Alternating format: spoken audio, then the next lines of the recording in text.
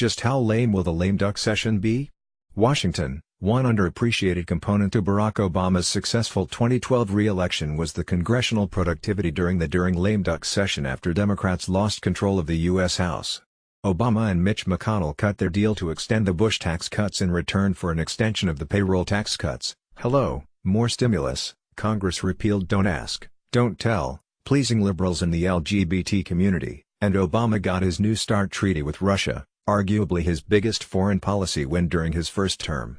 So 8 years later, after Donald Trump lost the U.S. House in the midterms and eyes his re-election fight in 2020, the question becomes, can the president achieve some policy wins in the next month? Or will the lame duck truly be lame? Our Capitol Hill correspondents and producers weighed in with their answers. Farm bill, government funding, and nominations. Criminal justice reform is a stretch, although it could be jammed in there. Criminal justice reform feels like the most active major issue. It's divisive, which will turn off McConnell, but it feels like a wide-open battle at this point, and to me at least seems more likely to turn into something than any other possible big deal beyond keeping the lights on. I agree with this.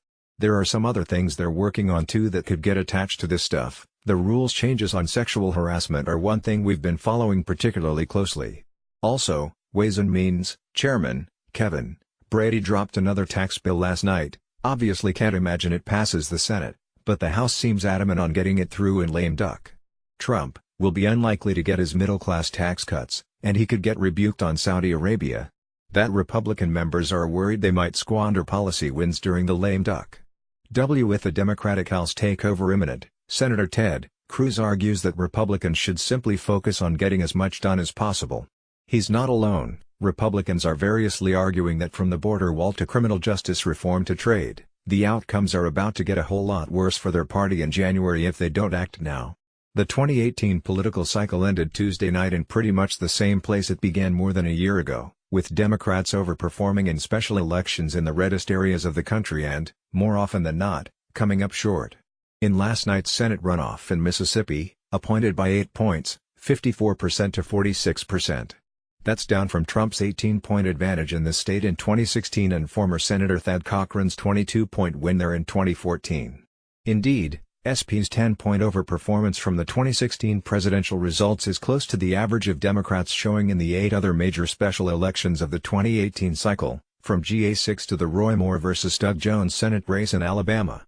Republicans were fortunate that most of these special elections took place in GOP-friendly territory or they would have lost more of them. Inside Elections' Nathan Gonzalez.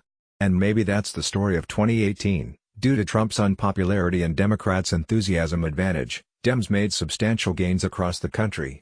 And they ended up winning the states and districts that were within reach, that Trump lost or won by fewer than 5 points, and they ended up falling short in places Trump won by more than 5 points. With Hyde-Smith's victory in Mississippi last night, the GOP will hold a 53-47 Senate majority next year, up from the 52-48 advantage they held to begin the 2018 cycle. So here's the Senate math you need to memorize for 2020. If Democrats win the White House, they will need a net of 3 pickups to control the chamber, since the vice president can break 50-50 ties in the Senate. But if they lose the White House, they will need to net 4 seats for control. The early Senate battlegrounds for 2020, Alabama, D, Arizona, R, Colorado, R, Georgia, R, Iowa, R, Maine, R, Michigan, D, and North Carolina, R. NBC retracted its call of Republican David Valadao as the winner. NBC's Alex Moe. House Democrats will meet behind closed doors to hold their leadership elections for the 116th Congress, starting at 10 a.m. ET. Members-elect participate in these votes. To be elected to Democratic leadership in this caucus vote process, a member only needs a simple majority of the caucus to support him or her. This vote in caucus is by secret ballot, so we will never know officially WHO voted for whom. So again, this means Nancy Pelosi just needs a simple majority to win. This is different from the House floor vote in January where she will need a majority of the whole House present and voting. And, since she's running unopposed, Pelosi has modified the caucus ballot so members can simply vote yes or no on her nomination to lead the party. A lawyer for Paul Manafort, the president's one-time campaign chairman, repeatedly briefed President Trump's lawyers on his client's discussions with federal investigators after Mr. Manafort agreed to cooperate with the special counsel, according to one of Mr. Trump's lawyers and two other people familiar with the conversations. The arrangement was highly unusual and inflamed tensions with the special counsel's office when prosecutors discovered it after Mr. Manafort began cooperating 2 months ago, the people said.